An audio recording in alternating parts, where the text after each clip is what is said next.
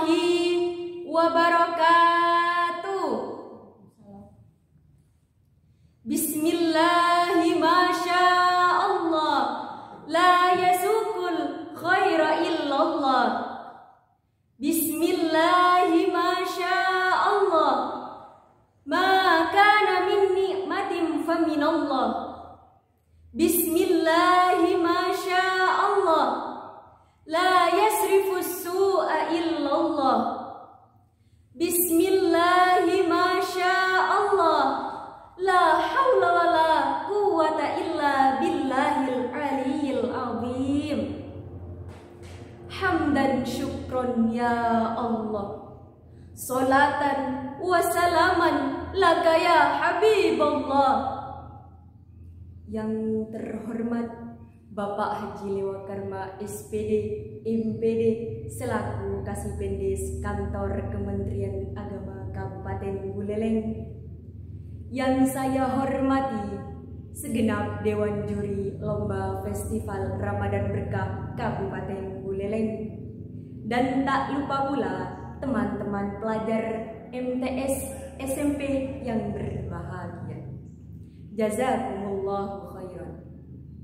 Pertama-tama, semoga kita senantiasa memanjatkan puja dan puji syukur kehadirat Allah Subhanahu wa Ta'ala yang telah memberikan karunia-Nya kepada kita berupa kesehatan jasmani dan rohani, sehingga kita dapat beraktivitas sebagaimana biasanya.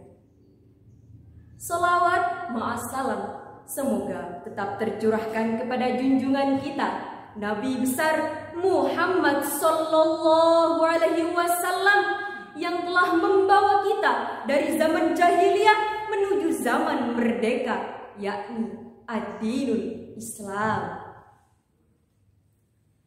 Hadirin yang dirahmati Allah dimanapun berada, dalam kesempatan kali ini saya akan menyampaikan sebuah pidato dengan tema Nuzulul Quran. Hadirin sekalian, pada tahu nggak sih apa itu Nuzulul Quran? Nah, Nuzulul Quran adalah kalimat berbahasa Arab yang memiliki arti turunnya Al-Quran.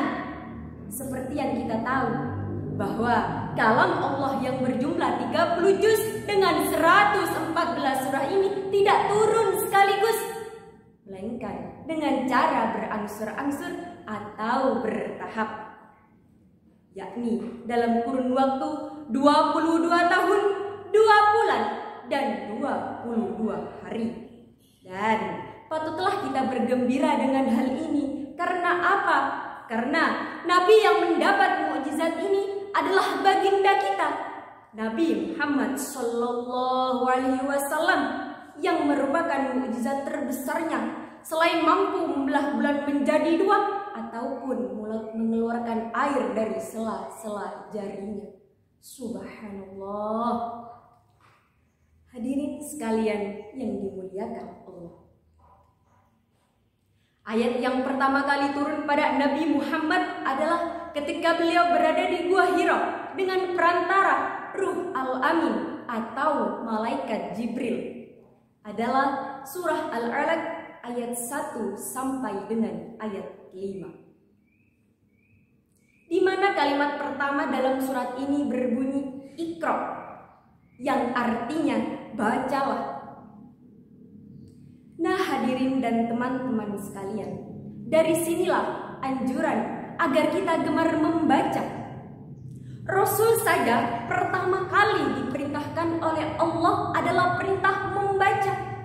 Jadi sudah sepatutnya kita melakukan sunnatullah ini. Wahyu pertama yang diturunkan kepada Rasulullah berbunyi, A'udzu billahi minasyaitonir rajim. Bismillahirrahmanirrahim. Iqra bismi rabbikal ladzi khalaq. Khalaqal insana min 'alaq. Iqra wa rabbukal akram. Alladzi 'allama bil qalam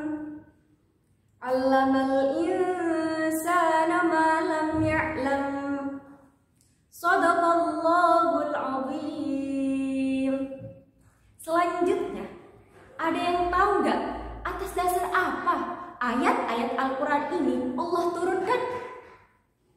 Saya kasih tahu sedikit ya. Mau nggak? Mau nggak? Allah menurunkan ayat-ayat Al-Quran ini untuk membantu Rasul agar dapat menjawab segala problematika umat ketika Rasul sendiri tidak mampu memberikan jawaban. Dan Allah tidak suka ketika sang kekasih tidak dapat menjawab problematika yang diutarakan oleh umatnya. Dan juga ayat ini turun sebagai petunjuk bagi orang mukmin maupun selain mukmin. Secara global, 114 surah di dalam Al-Quran ini dibedakan menjadi 2 golongan, yakni golongan surah Makkiyah dan golongan surah Madaniyah. Nah, apa perbedaan di antara keduanya? Keduanya itu sama-sama surah yang terdapat dalam Al-Quran. Hadirin yang dirahmati Allah, saya akan menjelaskan sedikit tentang perbedaan antara keduanya. Golongan surah Madaniyah, sesuai namanya, surah-surah ini turun di kota Madinah dengan ayat-ayatnya yang panjang. Sementara golongan surah Makkiyah itu turun di kota Mekah dengan ayatnya yang pendek-pendek.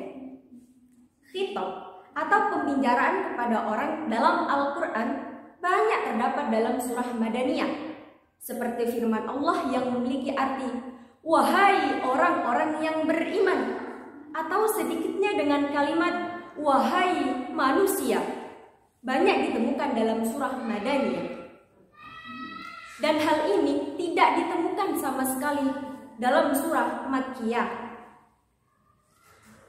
Dalam surah Makkiyah tidak sedikit pun menyinggung tentang pembahasan hukum secara terperinci, berbanding terbalik dengan surah Madaniyah.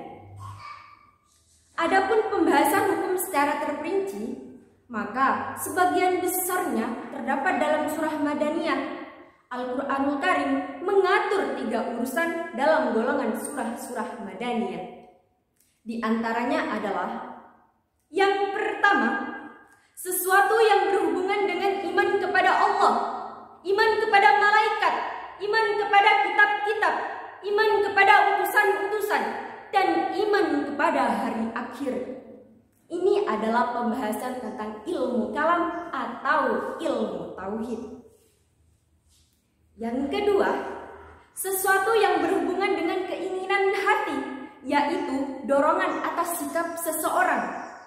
Ini adalah pembahasan tentang budi pekerti atau akhlakul karimah.